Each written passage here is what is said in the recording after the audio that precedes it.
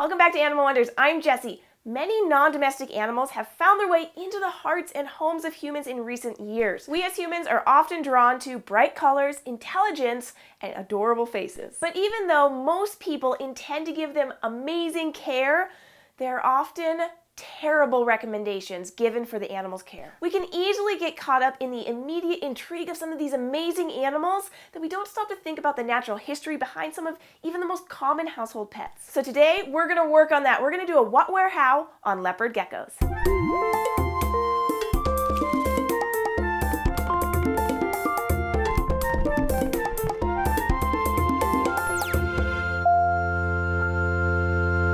What are leopard geckos, where do they come from, and how do we give them the best possible care in captivity? These little guys are hardy, flashy, and have become famous as household pets, which is why it's somewhat surprising that many people don't know more about leopard geckos. They belong to the kingdom Animalia, phylum Chordata, and class Reptilia, meaning they're ectothermic, or their temperature is determined by their environment. Their order is Squamata, meaning that they are covered in overlapping scales.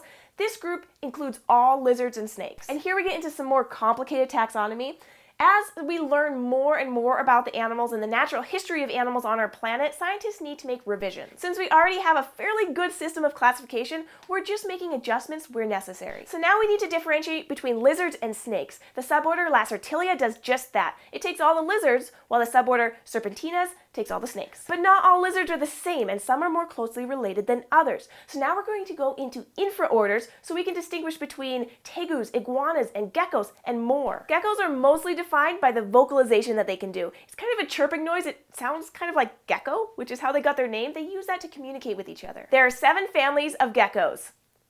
There are over 1,500 species. Most geckos have amazing pads on their toes that help them climb, and also many of them lack eyelids, so they use their tongue to lick their eyeballs clean. Our little friend Freckles, the leopard gecko, defies these rules. Well, actually, that's why they made the family Eublephaриdae, 4 geckos that break the rules. The 30 species among the 6 genera in the family Eublephaриdae all lack the special adhesive toe pads, and they have movable eyelids. They can blink. Leopard geckos belong to the genus Eublepharis, meaning true eyelid. The species name Macularius means spot. So we've learned what a leopard gecko is, a very special lizard. Now we need to learn where they come from. If you look at Freckles, you could guess that she doesn't come from the tropical rainforest that many geckos come from. Her adaptations have allowed her to live in harsher environments. Leopard geckos can be found in the deserts of Asia, from Afghanistan to Pakistan, northwest India, and parts of Iran. These desert habitats I'm talking about are not sandy dunes, but hard rock and dirt with sparse vegetation. They spend most of the day hiding under that vegetation or in small burrows. They are nocturnal, so at dusk they wake up, they become active, and they start hunting their prey, which includes moths and ants and spiders and other small invertebrates. Their body has adapted to these harsh environments, so they need to be alert, see and listen well, and run fast to catch prey and avoid predators. They've lost those adhesive pads, and they've gained short, sharp nails.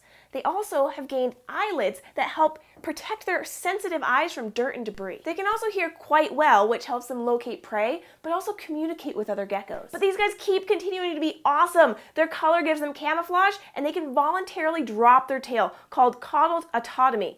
Falls right off. There are tiny little fractures in the tailbone there that makes it easier for them to break it off, and rapid vasoconstriction, or the closing up of the veins, allows minimal blood loss. But they're only going to do this when it's absolutely necessary, because their tail does something else really important. Their tail can function as a place to store fat for later use. I like to call it their refrigerator. So when a predator comes by and wants to eat them, they can drop their tail. It can actually wiggle for up to 30 minutes after it's dropped, and the predator's all distracted by the tail. You know, they do lose their fat storage, but it's a pretty heavy tail, so they can actually get away quicker and save their life, regenerate their tail, and start all over again. We've now learned the leopard gecko's natural history, which is a really important thing to know if you're going to try and provide these guys with a happy and healthy home in captivity. So let's move on to the how. How do we provide a great environment for a leopard gecko? Start with a glass tank with a screen top. They need a screen top for ventilation, but the glass walls are going to prevent them from climbing the walls and then falling off. A 10-gallon tank is okay, a 15 is better, and a 20-gallon tank is the best. Place it away from the window so it's avoiding direct sunlight or a chill in the winter. The substrate is the first thing that you need to consider when giving them an environment. Now, this is the first place where a lot of people get terrible advice. Pet sitters are going to push loose sandy material like calcisand or reptisand because they're considered a desert animal, but we just learned about their natural history, and we know that they live in deserts, but their habitat is not loose sandy material. So offer them hard flooring with little to no loose sand. Things like tiles or slate or paper towels even, reptile carpet or mats. We use 1/3 reptile carpet and 2/3 hard rocky mat. The next thing you need to provide is a water dish and several hiding places. The water dish needs to be shallow, and the hiding places need to be able to fit a 7-inch gecko. You can give them plants, a hammock, a branch, more rocks, more hiding places. Just don't clutter the area too much if you want to be able to let them walk around freely. The next very important environmental factor is temperature. They need to be able to access a high range of 85 to 90 degrees Fahrenheit and not dip below about 65. This can be achieved by an under-the-tank heater or a clamp-on heat lamp. This is the second instance where terrible advice can be given. Never ever use a heat rock. That's an in-the-tank fake rock with a heater on the inside. These are very unreliable heat sources. They can get too hot.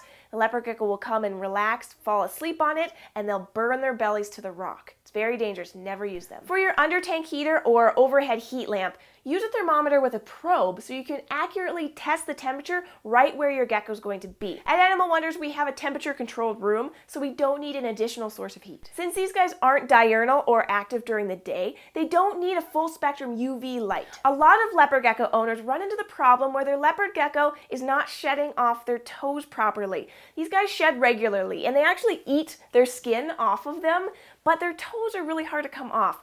If they're retaining skin or shed on their toes, it means they're not getting the right level of humidity. Put a little box or a Tupperware with a hole cut in it with some moss inside and mist that down whenever you see your gecko getting dusky or about ready to shed. And lastly, you need to provide a healthy and varied diet for your leopard gecko.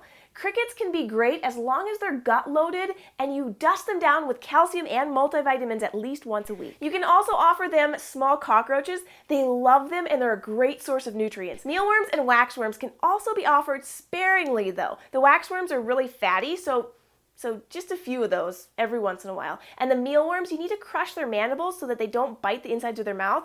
Also, their exoskeleton can cause compaction if you feed too much of them. Owners can also run into a lack of calcium to develop their bones properly. So to offer these guys a chance to regulate their own needs, offer them a tiny little dish of calcium powder so that they can go and eat it if they feel like they need it. When you want to handle your leopard gecko, approach them slowly. Never ever try and pick them up by their tail. We already know what can happen there.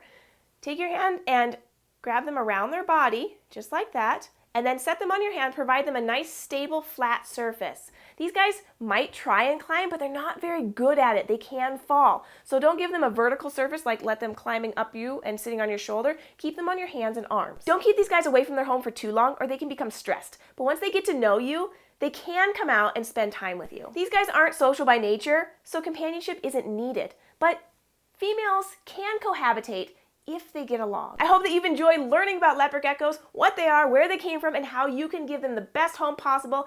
Thanks, Freckles. If you would like to go on an adventure with us every week, you can subscribe to our YouTube channel, Animal Wonders Montana, or you can find me on Twitter, Tumblr, and Facebook. Thanks, guys. The next two questions are about fish. So I wanted to introduce our fish tank. Now, I'm not an expert on fish, so I consulted my husband, Augusto, to help me out with these questions.